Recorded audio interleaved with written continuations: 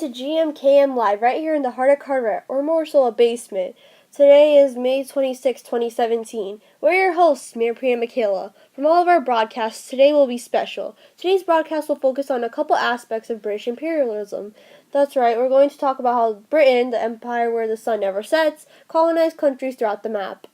We'll be discussing topics about the areas that Britain took over, the imperialist process, the elements imposed on the foreign people, and all the way until the end of the imperial reign over these territories. Okay, so we'll start with the countries that British took over.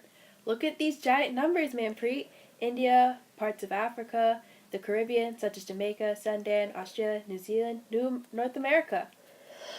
You have to be a little more specific than that. That's later on. Oh yeah, you're right. Okay, let's begin with every land that the British took over and how it was like for the people before the British came. Let's start with North America. They did not imperialize the 13 colonies. We're making that clear. They imperialized the land that would soon be known as America. Around 1607, they reached Jamestown, which Native Americans from the Hawaiian Confederacy had resided there, which was not all peace, as they faced tribal warfare and destruction. Before the British completely took over the land, Native Americans had their own way of life, such as turning wild plants like corn, potatoes, and pumpkins into foods. More than half of the farm products were Native American grown. Natural herbs were used as medicine, and Native Americans mined minerals like coal, copper, and lead. We got America out of the way, now Canada. Britain had taken Quebec from France after the Treaty of Paris in 1783. By 1867, the British North American Acts had split provinces in the Canadian region as it was to form the core constitution of Canada. Since the French had resided there, they had already moved most of the Native Americans before the final imperialism process began with Britain.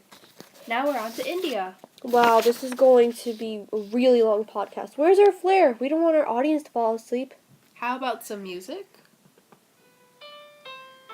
How about no, and we just move on? Sorry for going off topic. Let's talk about India. Okay, so India was ruled by a king, Genghis. They became weak after losing to the Mughals, and by the 18th century, India was under crisis. It was more an argument of religion basis and rule between the Muslims and Hindus. The East Indian Company then used this time to apply their divide and rule policy. India had a weak navy, and during the 1750s, Britain was entering the Industrial Revolution. Since Indian empires were weakened, the British, with a strong economy, took the upper hand, yet the true colonial rule started in 1858. The East India Company was actually founded in the 1600s and was a British joint stock company that also provided goods such as tea. A divide and rule policy is gaining and maintaining power by breaking up lands. Those were great definitions. Now we're on to who? I'm going to explain New Zealand and Australia, which British had decided to start residing in those areas. They both have different indigenous histories and settled at different times, such as Australia with Indonesia and New Guinea, along with New Zealand with islands in the tropical Pacific. Even though a French scholar imagined them together as a southern continent, British explorer James Cook had mapped the land in 1770. Soon British had colonized both lands, which beforehand they were not as known to what could be in the lands, but many of the people had skills with sheep farming. That's some great information. Now there's Jamaica and the Barbados. Basically, there was already a strong monopoly of the Caribbean from the Spanish. With the Treaty of Tordesillas, Portugal received lands from the east and Spanish lands from the west. Other European nations didn't accept this, so a number of attacks were directed, which left Jamaica unguarded. So basically, Britain came in slyly like Spiper the Fox from Dora the Explorer and got away with taking Jamaica, and no one told them to stop? I guess in weird terms, yes. The Barbados, also in the Caribbean, was home to the Amerindians from Venezuela. They made tools made of shells, but there is not much trace left of them. Soon the Caribs, another tribe, had taken over, but were soon invaded by the Portuguese. That was when the English came to colonize. Large amounts of deforestation occurred, with instead sugar canes and tobacco plants being put. Okay, so now Africa. There were many raw materials that could be accessed in Africa, even though it was first known as a dark continent, as no one knew what could be found there. Parts like West Africa were used for slave trade, and many European countries wanted a part of Africa, due to all the profits that could come from it. There were different tribes in Africa, spread throughout. South Africa and the Dutch, residing there, which is supposed to be more like a true colony before the British came. Specifically, Sierra Leone had a slave trade in 1787. There was clear opposition and rebellion, especially proven in 1899 by the South Africa and Boer War.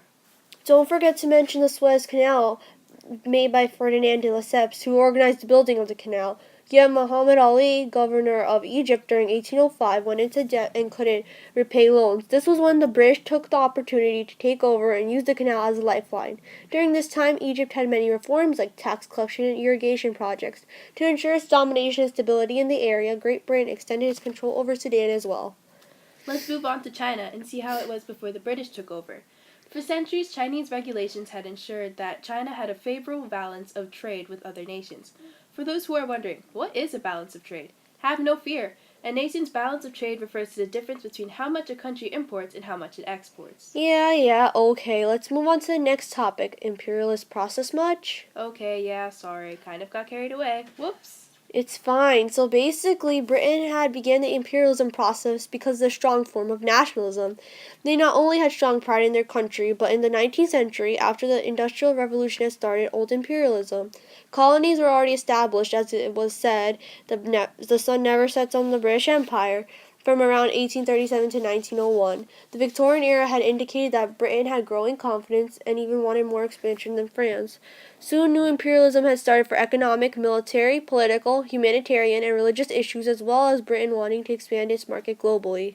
Wow, that pretty much sums it up. So now I'm going to explain how Britain was able to take over and manage all those lands. Britain was able to manage lands because it started colonizing like other powers in the world.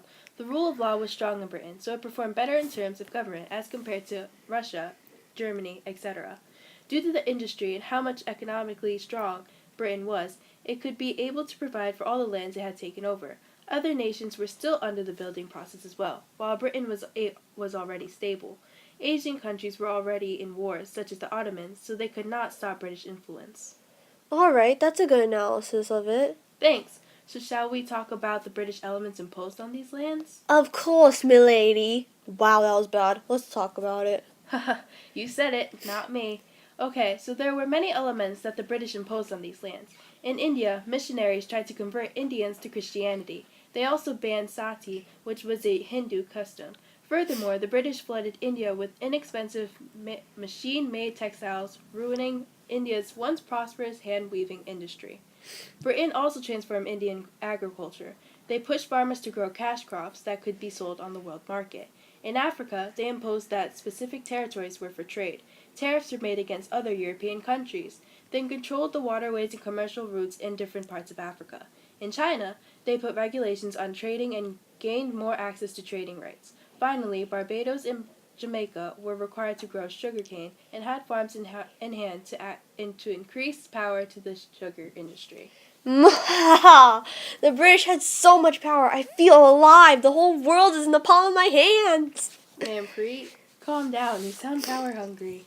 I didn't get to eat my daily dose of control and power. Now I'll explain how British imperialism ended. Imperialism had ended for Britain because of the same reason it started, due to nationalism. Not nationalism from Britain, but instead from other countries such as India, who had grown to want their own independence. Finally, in 1947, they did get independence, but it took a lot of fighting. There was also World War I and World War II, which made the colonies in Africa and Asia hard to take care of. During the war, Britain had also needed financial support, which made it hard to keep influence of the colonies, resulting in decolonization. Trade had even declined, so it was hard to even globalize economically properly afterwards. How an empire falls. Just wow.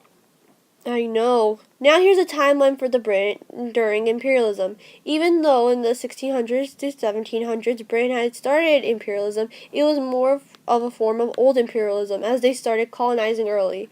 Yet that was just placing territorial stations when they took over North America. New imperialism had started a little bit after the Industrial Revolution when nationalism had filled European nations.